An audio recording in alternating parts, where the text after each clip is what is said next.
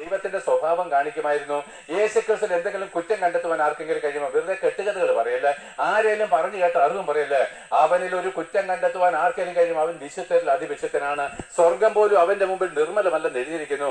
അവൻ സ്വർഗത്തിൽ നിന്ന് ഇറങ്ങി വന്നവനും അവൻ നമ്മുടെ പാപത്തിന് പരിഹാരമായിട്ട് മരിക്കുകയും ചെയ്തുവെങ്കിലും മടങ്ങിപ്പോയവനും വീണ്ടും അവൻ ഒരിക്കൽ കൂടെ വരാൻ പോകുന്നത് തന്നിൽ വിശ്വസിക്കുന്നവരെ ചേർക്കുവാനാണ്. 2000 വർഷങ്ങൾക്ക് മുമ്പ് അവൻ കഷ്ടമേറ്റ് മരിച്ചത് നമ്മുടെ പാപത്തിൽ നിന്നുള്ള മോചനമാണ്. യേശുക്രിസ്തുവിന്റെ രക്തം സകല പാപവും പോക്കി നമ്മളെ ശുദ്ധീകരിക്കും. അതിനുവേണ്ടി തന്റെ രക്തം ഭൂമിയിൽ ചൊരിഞ്ഞപ്പെട്ടു.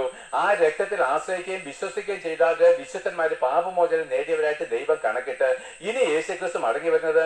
ആ മടങ്ങി വരുമ്പോൾ യേശുക്രിസ്തുവിന്റെ രക്തം വിശ്വാസത്താൽ നമ്മുടെ മേലുണ്ടെങ്കിൽ നമ്മൾ ദൈവത്തിലുള്ളവൻ, ഇല്ല എങ്കിൽ പള്ളിയിലച്ചനായാലും തിരുമനിയായാലും നരകത്തിനുള്ളവന്. ആകിയാൽ യേശുക്രിസ്തുവിന്റെ വിശുദ്ധ രക്തം നിങ്ങൾക്കുണ്ടെങ്കിൽ മാത്രമേ നിങ്ങൾക്ക് രക്ഷ കൈവരുവാൻ കഴിയത്തുള്ളൂ പ്രിയപ്പെട്ടവരെ. അതുകൊണ്ട് ഞങ്ങൾ പറയുന്നു, ആ യേശുക്രിസ്തു നിന്നെ സ്നേഹിച്ചു. ആ കർത്താവ് നിന്നെ സ്നേഹിച്ച് നിനക്ക് പകരക്കാരനായിട്ട് മരിച്ചിരിക്കുന്നു. എങ്ങനെ?